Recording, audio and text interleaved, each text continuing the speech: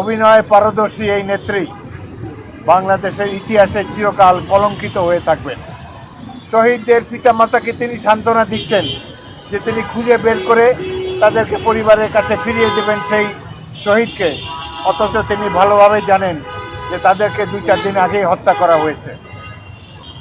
এই দেশে যে শেখ হাসিনা নামে একজন মাফিয়া নেত্রী ভুয়া পাতানো নির্বাচনের মাধ্যমে তার গোষ্ঠীর রাজত্ব কায়েম করেছিল, লুটপাট চালিয়ে গিয়েছে 16 বছর ধরে, তার একটি চিত্র আপনারা দেখতে পাবেন।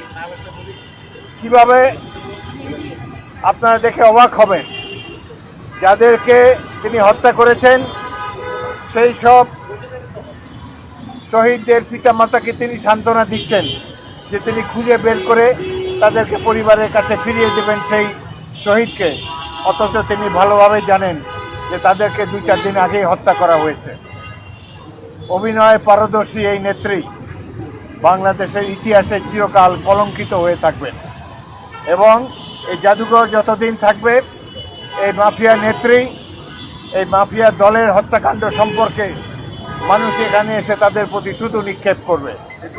আমরা আশা করব বাংলাদেশের মানুষ